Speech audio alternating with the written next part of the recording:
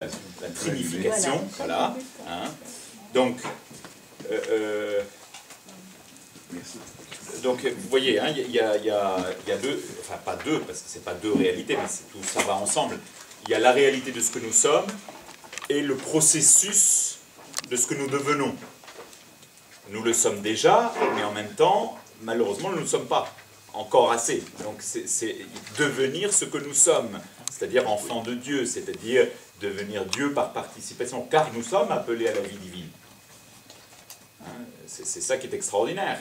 Et c'est bien pour ça que le petit diablotin de service en Genèse 3 avait bien raison, vous deviendrez comme des dieux, sauf que il a suggéré que vous pourrez devenir comme des dieux si vous vous accaparez vous-même la capacité de devenir Dieu.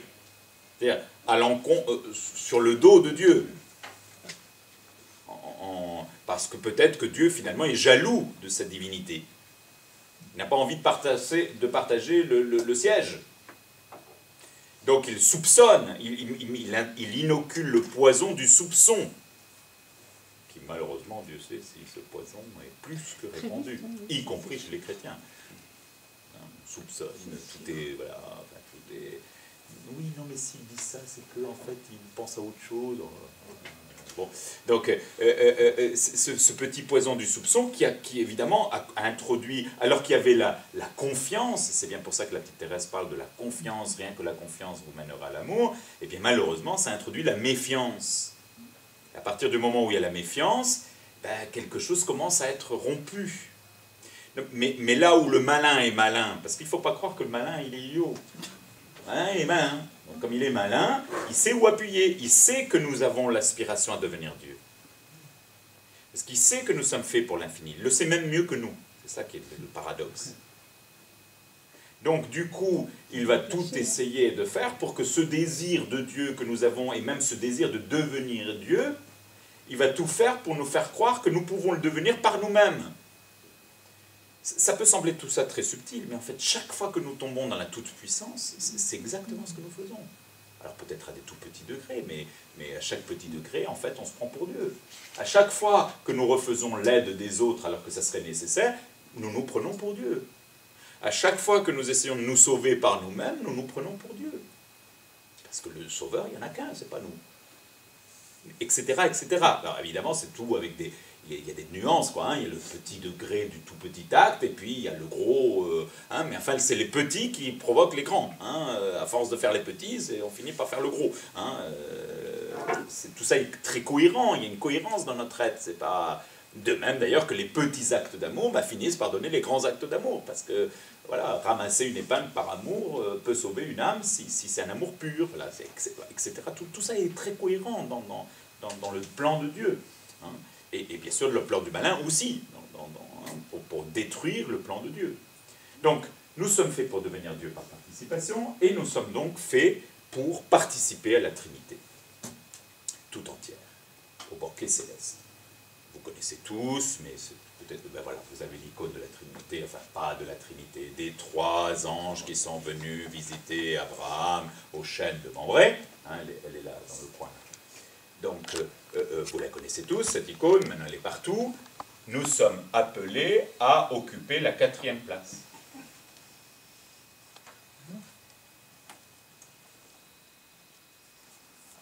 Alors, tout dépend comment on la lit. Mais n'empêche que soit c'est un triangle, soit c'est un carré, soit c'est un rectangle. En tout cas, il y a 3 parties. Les 3 anges occupent 3 des espaces, et nous sommes appelés à devenir le 4e. Ou mieux encore... Oui, mais unis dans le Christ, c'est vrai, mais dans la Trinité tout entière. Oui, mais il n'y a pas de 4, c'est toujours 3 et 2, 3. Pas tout à fait, parce qu'on reste différent. On reste différent. On ne deviendra pas le Christ au sens je ne prends pas la place du Christ. Non. Bon, c'est ça que je veux dire. Le corps mystique, c'est ce que je voulais dire. C'est pas du tout la manière de raisonner de Saint Jean de la Croix. D'accord. Moi, je présente Saint Jean de la Croix. Donc, c'est pas du tout la manière de raisonner de Saint Jean de la Croix. La manière de raisonner de Saint Jean de la Croix, c'est que la porte d'entrée dans la Trinité, c'est le Christ, bien sûr. C'est l'humanité du Christ. Mais lui, il dit qu'on s'unit au Père, qu'on s'unit au Fils, qu'on s'unit à l'Esprit. Pas tout à fait pareil. Donc, on est bien appelé à faire partie de la danse divine, de la périchorèse, hein, et de participer au mouvement même de la Trinité. Ce qui est quand même, pour ça, vous avez ça dans la vive flamme d'amour en particulier, développée. Hein. Enfin, il va très loin, hein, je pense que c'est celui qui, dans ce domaine-là, va le plus loin dans ses affirmations. Hein. C'est-à-dire que nous participons à l'engendrement du Père par le Fils et à l'aspiration de l'Esprit par le Père et le Fils. Rien de moins. C'est-à-dire ce qu'on appelle les deux opérations trinitaires. Bon, la plupart des chrétiens n'ont malheureusement peu de formation sur la théologie trinitaire. Parce qu'on considère que les pauvres chrétiens, vous comprenez, c'est trop compliqué pour eux. Hein. Donc comme c'est trop compliqué, surtout n'en parlons pas. Hein. Alors qu'au contraire, c'est précisément parce que c'est extraordinaire qu'il faut en parler, parce que c'est justement à ça qu'on est appelé. Bon. Peut-être que par le biais de Jean de la Croix, ça peut donner envie justement de découvrir un peu mieux qu'est-ce que le mystère de la Trinité, ou notre chère Élisabeth de la Trinité qui va être canonisée, et a permis quand même à beaucoup de chrétiens, alors que le mystère de la Trinité semblait un truc très abstrait et abscon, de s'approcher de ce mystère de la Trinité. Donc, au terme du processus, il y a donc cette unité avec les trois. Et du coup, c'est très important puisque dans les trois, il y a relation. Il n'y a pas statique, c'est pas qu'on s'unit aux trois comme dans une image. C'est qu'on participe à un mouvement d'amour perpétuel. Et bien entendu, c'est ce que nous espérons dans le paradis. Hein, que nous participerons à ce mouvement perpétuel d'amour qui est sans fin, comme il est sans fin en Dieu lui-même. Bon, la différence, évidemment, c'est que nous, c'est, comme nous l'a très bien dit Aude, et en bonne philosophie, c'est par participation. Alors que dans la Trinité, c'est par nature. C'est leur nature propre. Nous, c'est pas par nature, c'est parce que nous sommes invités, c'est parce que nous sommes divinisés. Ok? Alors, bon, ça c'était donc tout le processus, défiguration, configuration, transfiguration, déification, trinification. C'est la première fois que j'utilise ce terme-là, hein. Mais c'est parce que ça m'est apparu, enfin voilà, on n'arrête pas d'essayer de... Je n'avais jamais osé en fait, hein, mais je pense que je manquais d'audace. Je reprends ce que j'avais commencé à dire, qui va en parallèle, hein, c'est-à-dire que comment Dieu procède pour cette divinisation et cette trinification. Alors, c'est tout un processus extrêmement dynamique. Hein. Donc, je vous ai dit, il commence par purifier la partie sensible, il purifie ensuite la partie spirituelle. D'accord? Ça, c'est de notre point de vue, selon comment nous, on ressent les choses. Donc, je continue un peu avec de notre point de vue. Donc, de notre point de vue, qu'est-ce qui va se passer quand il fait ses nuits, quand il nous fait passer par ses nuits? C'est que, vous verrez ça un petit peu dans les textes, mais enfin, les textes ne sont que toutes petites, enfin, c'est 3 textes parmi des tas d'autres textes qu'il faudrait pouvoir lire. Hein. C'est un petit sondage. C'est que, en fait, par exemple, si je prends l'aspect sensible, hein, mettons par exemple l'imagination, c'est vraiment des exemples parce qu'on peut prendre pour tout. Et que petit à petit je suis purifié par rapport à mon imagination. Eh bien, qu'est-ce que ça provoque pour moi à un premier niveau? Ça provoque une libération. Je me sens plus libre par rapport à, par exemple, si ma difficulté personnelle ou de quelqu'un d'autre, mais enfin, pensons plus à nous que à convertir les autres, hein, parce qu'on est très fort pour convertir les autres et voir les problèmes chez les autres, un peu moins pour être lucide par rapport à nous-mêmes. Bon, donc, si par exemple je vois bien que j'ai un imaginaire débordant qui me joue des tours, je m'imagine des tas de choses et ça prend énormément de place dans ma vie, la purification de la partie sensible par une vie de prière, par une vie d'oraison, d'une part, d'un point de vue actif, moi je vais faire des efforts pour être moins esclave de mon imagination parce que je veux me mettre au service du Seigneur, et que je sais que Dieu n'est pas une image, que ce n'est pas au niveau de l'imaginaire, que c'est un autre niveau, plus profond, qui se situe ici. Donc je vais essayer d'exercer mon intelligence, ma volonté, ma mémoire pour l'appliquer à Dieu. Donc ça va m'aider à vivre moins ici. C'est-à-dire mon point, si vous voulez, comment on dit, le truc gravitationnel, là, le point de gravité. Hein, mon point de gravité sera moins ici, mais plus ici. Tout le travail est de faire que mon point de gravité soit de plus en plus coïncident avec le centre. Et comme il va le dire dans la vive flamme, le centre le plus profond. Ce qui veut dire qu'il y a plusieurs centres. Hein? Donc de plus en plus centré, si vous voulez. Donc, concrètement par rapport à l'imagination, nuit active, je vais me libérer un peu de mon imagination, en tout cas je vais prendre de la distance, et quand c'est la nuit passive des sens, comme Dieu va purifier mon imagination, je vais en être moins esclave. Je vais bien sentir, par l'œuvre de Dieu, que j'en suis moins dépendant. Concrètement, que mon oraison dépend moins de mon imagination, puisque mon imagination, là, elle est en train d'être purifiée, purgée, si vous voulez. Donc je le vis comme une libération, je le vis aussi, tout ça va ensemble, je le vis aussi comme une intériorisation, je vis moins à la surface de moi-même, je vis plus à l'intérieur, donc c'est une très bonne chose pour moi, je m'intériorise, hein, je vis moins à la surface, je le vis en même temps comme une humanisation,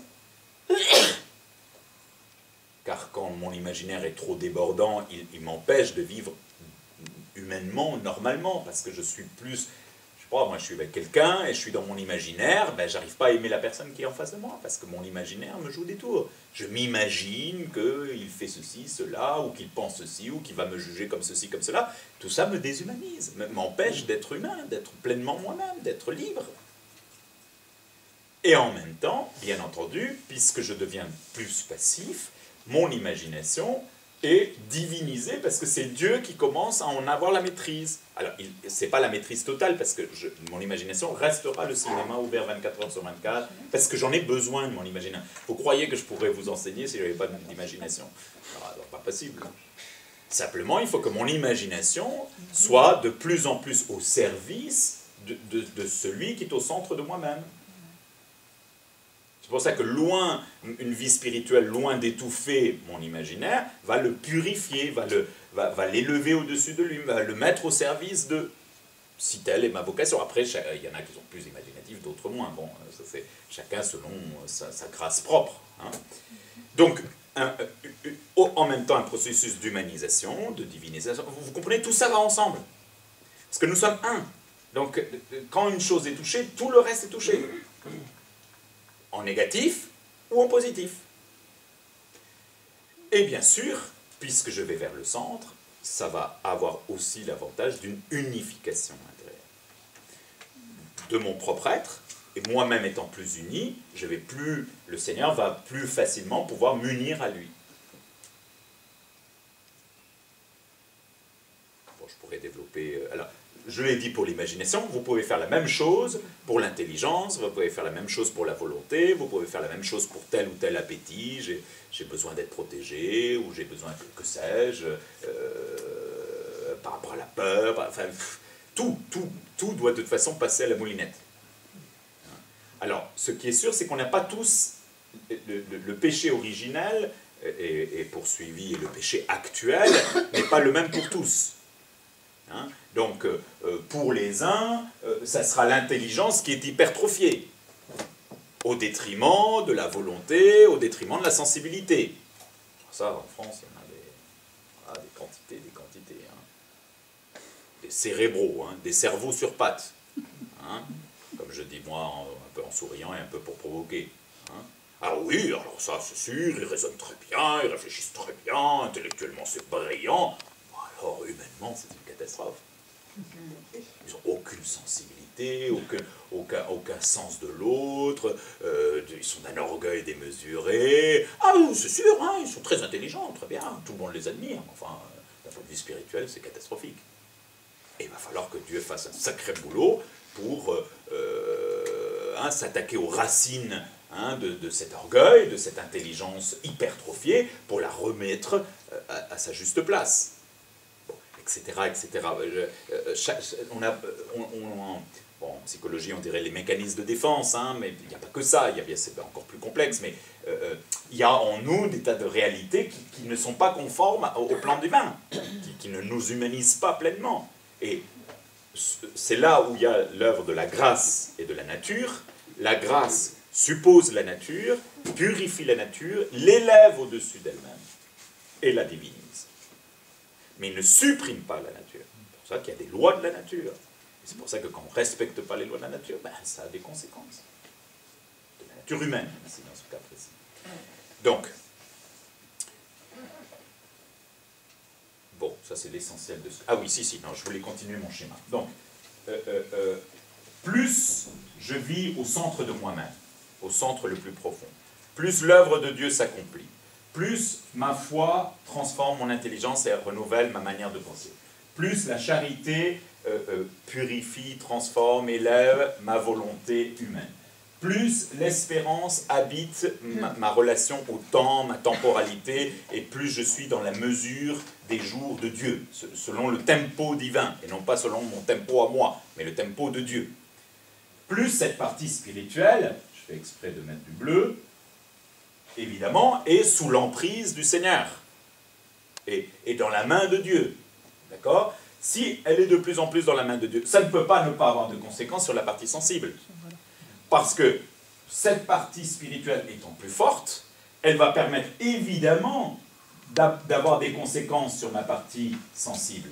Parce que c'est la partie spirituelle, la partie intérieure, qui va progressivement prendre le dessus sur la partie sensible, extérieure. Et maîtriser de mieux en mieux. C'est ce que Saint Jean de la Croix appelle « puestas en razón », mise à la raison. C'est pas tout à fait la traduction exacte, mais ça permet de comprendre. C'est-à-dire que la raison maîtresse d'elle-même par la grâce de Dieu, aussi par la nature, mais par la grâce de Dieu, puisqu'ici on est chez Saint Jean de la Croix, va raisonner la partie sensible, va pouvoir exercer son pouvoir sur la partie sensible. Alors que bien sûr, le péché est malheureusement l'inversion, que c'est la partie sensible qui gouverne ma partie spirituelle. Et la vie de la grâce, c'est que justement au contraire, c'est la partie spirituelle qui gouverne la partie sensible. C'est ce que j'appelle dans mon jargon la théorie de la chaussette renversée. Si vous voulez priser des chaussettes, il faut mettre la main dedans, au fond de la chaussette, et la retourner. Bon, c'est pas très joli et c'est pas très bucolique, mais ça permet au moins de... Hein, au moins c'est expressif. Donc Dieu doit nous retourner entièrement s'il veut restaurer la chaussette, parce que le trou, il est au fond, quoi. Bon. Donc, il faut qu'on soit complètement retourné, de telle façon qu'il y ait inversion de la dynamique. J'ai beaucoup aimé chez Aude, hein, son petit schéma avec des flèches. Alors, là aussi, si je savais en informatique faire des flèches, bon, mais enfin, je perdrais tellement de temps que... mais enfin, c'est exactement ce qu'il faudrait faire, c'est-à-dire, soit ça tourne dans le bon sens, hein, et c'est le cercle vertueux et les vertueux, soit ça tourne dans le mauvais sens et c'est le cercle vicieux. Donc, de fait, le péché a introduit un cercle vicieux, c'est-à-dire que c'est la partie sensible qui gouverne sur la partie spirituelle, avec des tas de détails possibles. Hein. Le cercle vertueux, c'est que petit à petit, c'est au contraire, on inverse la machine. Enfin, la dynamique, plus exactement, de croissance, de vie intérieure. Ça ne se fait pas en un jour. Hein. Je dirais même qu'il faut peut-être toute la vie, hein, pour que ça s'inverse vraiment. Hein. Mais enfin, en même temps, c'est quand même bon de savoir dans quel sens il faut aller. Hein, et comment, et qu'est-ce qui va favoriser la dynamique de vie? Qu'est-ce qui va me faire choisir la vie, plutôt que la mort? Hein, spirituelle. Mais spirituelle, ça a aussi des conséquences physiques, psychiques, parce que tout est lié. Hein, tout est lié dans cette perspective-là. Du coup, comme ma partie spirituelle est plus forte et qu'elle gouverne, eh bien, c'est comme ça, et je rejoins encore une fois Juliette, pas étonnant que si je suis un homme comme Jean de la Croix, un homme extrêmement sensible, d'ailleurs peut-être même un peu trop, comme tous les hommes sensibles, personnes sensibles, un peu dur, parce que j'ai peur de ma sensibilité.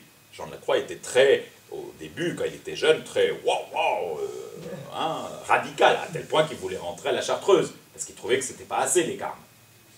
Hein, et qu'il a été en crise parce que c'était un... Ben voilà, comme souvent les artistes, c'est des gens épris d'absolu, d'un absolu total, et sans compromis. Bon. Donc du coup, il était quand même un petit peu... parce que la grâce n'avait pas encore fait complètement son œuvre. Une fois que la grâce fait son œuvre, toute sa sensibilité, au lieu de devenir un obstacle, est complètement au service de la grâce, et du coup, ça crée des poèmes d'une beauté absolument extraordinaire. Parce que toute sa sensibilité est reprise par la grâce. Hein, c'est ce que nous disait très bien Juliette. Comme il est transformé de l'intérieur, ça transforme le langage. Le langage s'en trouve habité, transformé. Ah oui, on a entendu une petite bouteille qui fait... pardon, c'est le sensible hein, qui est touché. Ça veut dire qu'on est au Brousset, hein, à Bordeaux, donc évidemment, on est dans un contexte hein, tout à fait particulier, au milieu des vignes. Donc, petit à petit, c'est ce qui fait que les vrais saints, et il y en a quand même, sont en fait de plus en plus humains, parce que toute leur humanité est pleinement épanouie, y compris leur sensibilité. Ils n'ont pas peur de leur sensibilité. Les gens qui ont peur de leur sensibilité, c'est en général que c'est pas encore au point, quoi. Hein. Ce qui est en fait le cas de la plupart d'entre nous, de l'immense majorité. Mais justement, au moins ils n'ont pas peur de se laisser travailler pour que tout cela soit au service de la grâce. Du coup, évidemment, si toute la sensibilité est mise au service du Seigneur, ces êtres complètement... Alors je refais donc maintenant du bleu, même la partie sensible est divinisée. Elle est envahie par la grâce.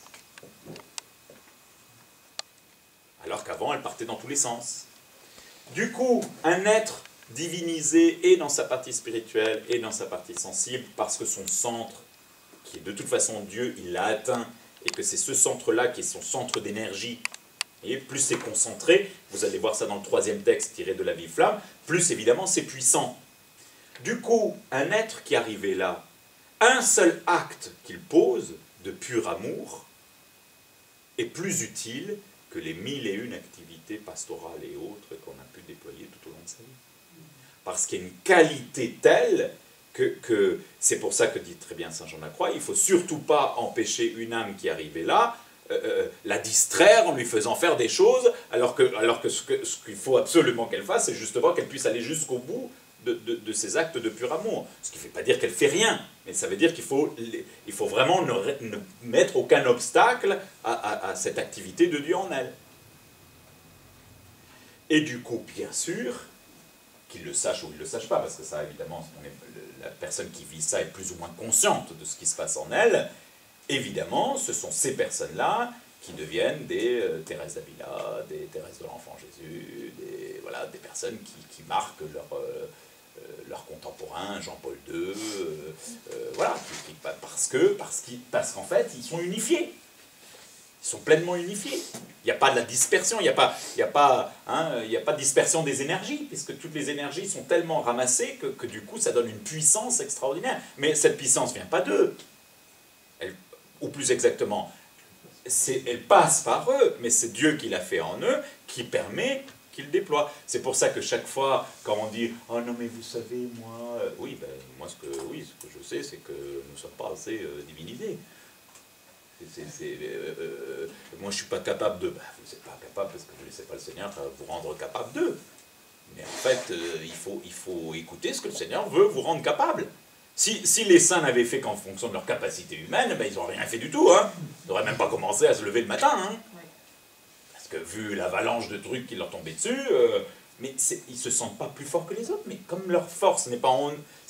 ils ne l'attirent pas d'eux-mêmes, mais ils l'attirent de leur centre, il y a une source qui est perpétuellement en train de jaillir. Bon, moi je vous ai dit l'essentiel, bien sûr, on peut continuer. Je peux éventuellement répondre à l'une ou l'autre question.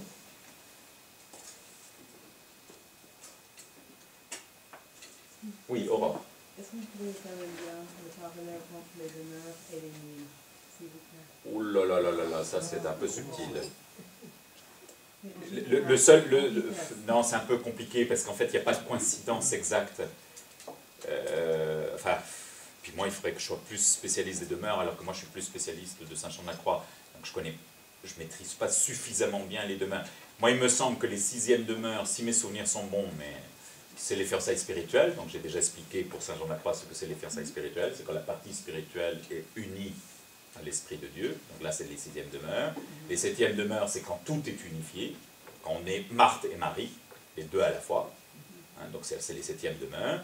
Les 4e demeures, enfin, le passage dans les 4e demeures, c'est quand d'actif, ça devient passif. C'est quand c'est Dieu qui agit de plus en plus. Voilà ce que je peux vous dire en très gros traits. Il y aurait certainement d'autres choses à nuancer, mais voilà. Par contre, si, ça me revient à une question qui m'a été posée ce matin, mais alors qui déborde l'exposé de l'anthropologie de Saint Jean de la Croix, mais qui est en même temps évidemment des questions qui m'intéressent et qui sont contemporaines, et il y en a parmi vous qui vont enfin, j'espère bien qu'on va continuer, voilà, qui sont mieux à même par certains aspects de m'éclairer. C'est effectivement, dans tout ça, où est-ce qu'on met la conscience? Alors, évidemment, il faut quand même tout de suite répondre, quelle conscience? Parce que bien sûr, ce n'est pas du tout la même chose, la conscience psychologique, la conscience morale, la conscience de soi, tout ça, on utilise le même mot, mais ce n'est pas la même réalité qui est désignée. Donc attention à de quoi on parle. Bon. Donc, on peut aussi se poser la question, alors ça c'est un immense débat idéologique, mais quand même très important parce qu'il nous imprègne, c'est et où est-ce qu'on met l'inconscient? Si inconscient il y a, n'est-ce pas?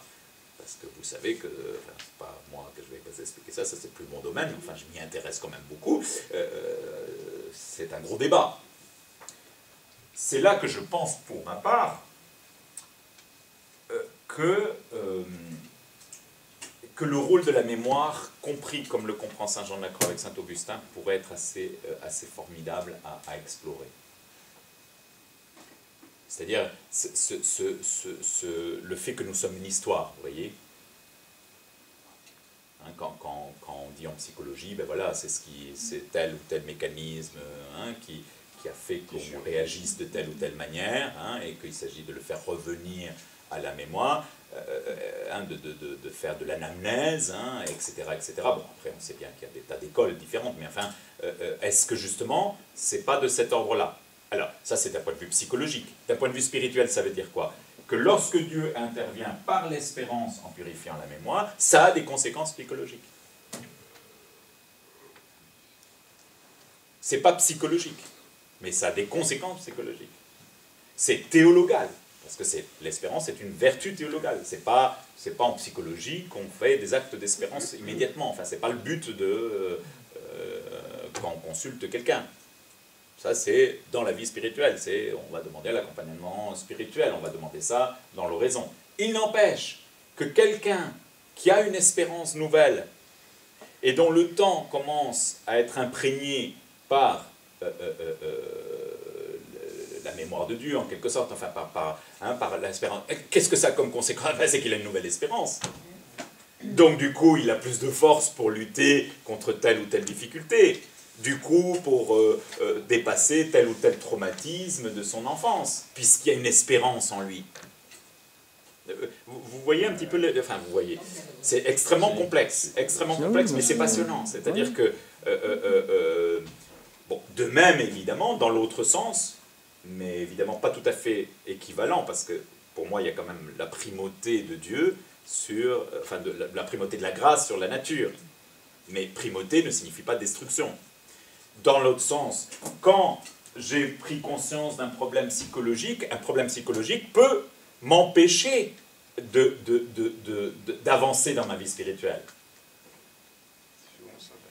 Par exemple, non, je pense pas que c'est pas plus souvent. Enfin, en tout cas, c'est pas ce que j'expérimente en tout cas. Mais ça arrive aussi souvent que dans l'autre sens. Par exemple, je prends un exemple assez typique, très courant, qui n'a rien de scandaleux, mais n'empêche qu'il faut. C'est le syndrome du sauveur. C'est-à-dire que il y a des mécanismes psychologiques, des structures psychologiques qui vont faire qu'un certain nombre de personnes, depuis parfois très jeunes, ont eu tendance à vouloir sauver tout le monde autour d'eux. Et que parfois on leur a demandé de sauver tout le monde autour d'eux. Et ils se sont identifiés à ce rôle de sauveur. Le problème d'un point de vue spirituel, la conséquence d'un point de vue spirituel, c'est que ok, on est très plein de zèle pour annoncer l'évangile, tout le reste, on est peut-être même parfois convaincant, etc., etc. Mais l'obstacle, c'est qu'on ne se laisse pas sauver. C'est qu'on sauve les autres en oubliant qu'il faut accueillir le salut pour soi. Alors, c'est souvent des gens qui n'ont pas eu de gros problèmes pendant toute une partie de leur vie, une vie assez équilibrée, et ben voilà, après ça peut avoir des tas de conséquences, mais il y a toutes sortes de situations hein, différentes, donc ça peut être, enfin en tout cas dans une vie religieuse, ça a été parfois ben, le burn-out, lorsqu'on a trop pris sur soi, parce que on sans cesse, mais on n'a pas accueilli le salut. Bon, c'est pour prendre un exemple parmi des milliers d'autres possibles. Hein. Donc la difficulté psychologique a eu des conséquences spirituelles. Parce que c'est un mécanisme qui en plus parfois se nourrit de raisons religieuses. Et est renforcé par la situation spirituelle dans laquelle on se trouve, religieuse. Donc on croit bien faire.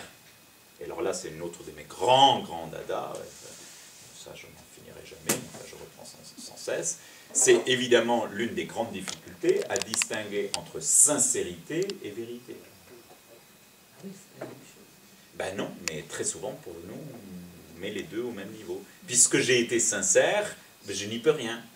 Ben si, parce que justement, sincèrement, tu t'es trompé. Or, la grande difficulté, c'est que nous, on a déjà beaucoup de mal à reconnaître nos erreurs quand, pourtant, il y avait une petite voix en nous qui nous disait que ce n'était pas tout à fait au point. Mais même ça, on est tellement orgueilleux qu'on a quand même du mal, même quand on sait qu'on a eu tort, à reconnaître nos torts. Mais c'est beaucoup plus difficile, et c'est là qu'il faut la nuit facile de l'esprit pour aller jusqu'au bout, c'est beaucoup plus difficile, alors que j'ai cru bien faire, alors que j'étais sincèrement à vouloir faire le bien, que le Seigneur, par grâce, pas que le Seigneur, ça peut être aussi un travail psychologique sur moi-même, mais moi je me situe au niveau de Saint-Jean-de-la-Croix, me fait me rendre compte que je me suis sincèrement trompé.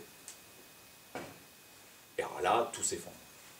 Exemple, Saint-Pierre reniant 3 fois le Christ.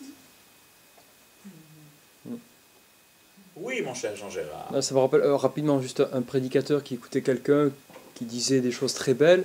Il le regarde comme ça et il lui dit c'est très beau, mais c'est très faux. Je trouve que cette remarque, elle m'est restée à l'esprit pendant longtemps, parce qu'effectivement, on peut dire des choses très belles qui marquent la sensibilité, et on peut être sincère. Mais du coup, c'est pas la véritable beauté. Mais du coup, c'est pas la... C'est l'esthétique. Ouais. Et c'est pas la véritable beauté, parce qu'il y en a une quand même. C'est beau parce que c'est vrai. Oui, je suis bien d'accord. C'est beau parce que c'est vrai. Oui. Et pas parce que ça fait plaisir. Évidemment, quand on confond le beau avec l'esthétique, avec le plaisir, ou avec la satisfaction, ben évidemment, là, on se casse la figure. C'est pour ça qu'il faut opérer avec le beau, ce qu'on opère avec la vérité, l'amour, Oui. la vérité, la justice, Oui. la paix, Oui. la beauté. Oui, exactement. Exactement. C'est pour ça que finalement, la seule beauté, c'est la beauté de Dieu, hein, à laquelle nous participons. Et il y a un passage magnifique de Saint Jean de la Croix, Vámonos a ver en tu hermosura, allons nous voir en ta beauté. Alors, bon, ben, je veux vous lire ça, parce que ça, je ne l'ai pas retenu dans mon... Ah zut, je ne l'ai pas amené ici. Je l'ai en espagnol, mais je ne l'ai pas en français. Ah zut, ouais, je l'ai comme espagnol. Oui, c'est bien en espagnol, mais vous n'allez pas y Vous comprendre. le traduisez quelques Oui, phrases. c'est quasiment intraduisible, mais enfin... J'ai le traducteur Google. Surtout pas celui-là. Celui-là, c'est l'horreur absolue. Celui-là, c'est le... Non, non. C'est complètement... Non, c'est stupide. C'est nul. Voilà, c'est tout. Voilà. Donc, dans le cantique B, c'est la strophe 36. Et c'est le dernier verset. Jouissons l'un de l'autre, aimés, et allons nous voir en ta beauté. Et donc il commence. ¿Qué quiere decir? Hagamos de manera que por medio de este ejercicio de amor ya dicho, lleguemos hasta vernos en tu hermosura, en la vida eterna. Esto es, que de tal manera esté yo transformada en tu hermosura, que siendo semejante en hermosura, nos veamos entrambos en tu hermosura, teniendo yo ya tu misma hermosura. De manera que mirando el uno al otro, vea cada uno en el otro su hermosura, siendo la del uno y la del otro tu hermosura sola, absorta yo en tu hermosura. Y así te veré yo a ti en tu hermosura, y tú a mí en tu hermosura. Y yo me veré en ti en tu hermosura, y tú te verás en mí en tu hermosura. Y así parezca yo tú en tu hermosura, y parezcas tú yo en tu hermosura. Y mi hermosura sea tu hermosura. Y tu hermosura, mi hermosura. Y así seré yo tú en tu hermosura y serás tú yo en tu hermosura, porque tu misma hermosura será mi hermosura. Y así nos veremos el uno al otro en tu hermosura. Así es la adopción de los hijos de Dios. Ça ressemble à du Saint Augustin qu'on fait son... Oui, par certains côtés. Alors, hermosura, comment on appelle ça? Hermosura. Hermosura, la beauté. Ah, voilà, d'accord. Formosa, Ah oui, hermosura. formosa en Ah latin. oui, hermosura. Hein? Donc, allons nous voir en ta beauté, de telle façon que ta beauté soit ma beauté, comme ça je me verrai toi en ta beauté, toi tu me verras dans ta beauté. Apparemment, c'est purement équivalent. Et en fait, quand on analyse le texte en détail, on voit qu'en fait, il n'y a que sa beauté à lui. Mais comme sa beauté à lui devient ma beauté, alors c'est ma beauté. Mais ce n'est ma beauté que par participation à sa beauté. Donc il faut se méfier des apparents parallélismes parfaits, parce qu'en fait c'est plus fin que ça, et Jean Lacroix est extrêmement subtil et extrêmement fin dans son analyse. Vous nous redonnez la référence de ça? 36, donc cantique B, 36, 5. Commentaire de « Allons-nous voir en ta beauté ». Oui, Juste une question, tu finissais sur la dernière étape, la planification. Et oui, autant je vois bien à la fin l'idée d'unification, comment ça se unifie parfaitement. oui. Est-ce que tu pourrais redire ce que tu disais Oui. justement, comment concrètement dans le schéma ou dans la planification se faire? Alors, vous allez avoir ça dans le troisième texte que vous allez lire. Et c'est pour ça d'ailleurs que j'ai rajouté ça. Voici ce qu'il dit. « Si quelqu'un m'aime, la très sainte Trinité viendra en lui pour faire de lui sa demeure. » Voir Jean 14, 23. C'est-à-dire que son intelligence sera divinement éclairée par la sagesse du Fils. Sa volonté prendra sa joie dans l'Esprit Saint. Et le Père, alors il n'utilise pas le mot mémoire, mais c'est pour ça que c'est intéressant pour moi. Et le Père l'étreindra puissamment et fortement dans le savoureux embrasement de sa douceur. Donc quand même, il semble que la mémoire, même s'il n'utilise pas le mot mémoire ici, c'est pour ça que ce n'est pas totalement équivalent, mais quand même, il faut exploiter ça jusqu'au bout, puisqu'il a dit l'intelligence, puisqu'il a dit la volonté, que par ailleurs il parle tout le temps de la mémoire, la troisième faculté, mais comme cette faculté est beaucoup plus difficile, et ça c'est là que la psychologie nous aide, est beaucoup plus difficile à appréhender comme définition, parce que l'intelligence on comprend, la volonté on comprend, mais cette mémoire qui est quelque chose quand même un peu de mystérieux et moins saisissable, voilà. Ça répond à la question? Jean-Pierre a des contestations à faire, je le sens. Non, c'est juste, moi je te dis ça dans ma phrase. En fait, ça ouvre sur le fait que les puissances, enfin les facultés, là, n'ont peut-être pas toutes exactement la même, comment dire, une extension, un petit peu comme les sens. Il y a des sens, par exemple, on compare souvent la vue et l'intelligence. Et on pourrait comparer, par exemple, la volonté, enfin, avec le goût. Enfin, c'est plus une question de goût, hein, le fait de l'affection, c'est dans l'affectif, c'est la faculté affective d'une certaine manière. Peut-être. Et je ne sais pas si on pourrait dire que la mémoire, comme le toucher, est quelque chose qui n'est pas réduit à un organe particulier, mais qui est plus proche de la substance, on pourrait dire, comme le toucher finalement est avec tout le corps. D'une certaine manière, la mémoire serait plus substantielle que les deux autres puissances. Voilà, c'est un petit peu ça. Jean-Manuel, Alors, tu peux reprendre je reprends la question, c'est-à-dire est-ce qu'on ne pourrait pas, dans les trois facultés spirituelles de l'âme, donc intelligence, volonté, mémoire, elles ne seraient pas tout à fait équivalentes au sens qu'il ne faut pas les prendre, elles n'auraient pas forcément la même extension, et que de même que les cinq sens n'ont pas tous la même manière, la même extension, la même manière de... Enfin, je le reformule avec mes mots à moi, parce que j'en ai pas d'autres, la même manière de fonctionner ne s'étendent pas au même domaine. Est-ce qu'on ne pourrait pas imaginer la même chose pour l'intelligence, la volonté, la mémoire? Alors, comme je ne connais pas par rapport au sens, mais disons, est-ce que comme le toucher qui concerne en fait toute la peau, hein, tout l'être humain, est-ce qu'on ne pourrait pas imaginer que la mémoire est aussi une extension Ça peut constitutif de notre histoire, de notre construction, en quelque sorte. Oui, constitutif de notre construction. Pourquoi pas? Moi, je ne suis pas fermé, je dirais, à ce genre d'approfondissement. Hein. De fait, on a fait quand même beaucoup de progrès dans les sciences cognitives, dans la structure de l'être. Là, je viens de voir à l'instant dans Google News qu'ils ont fait une nouvelle cartographie beaucoup plus fine du cerveau. Bon, ça va continuer, forcément. Donc, est-ce qu'effectivement... bon, moi j'hésite parce que je ne connais pas. J'hésite pas parce que je doute, mais parce que ce sont des domaines tellement délicats que je suis très très prudent. D'autant plus que malheureusement, on voit que les modes changent et donc tous les... Après ce que tu viens de dire de Saint-Jean-d'Acroix, oui. On voit qu'il ne parle pas de la mémoire. Alors, il parle ce qui est vrai, d'un embrassement, quoi. ce qui est vrai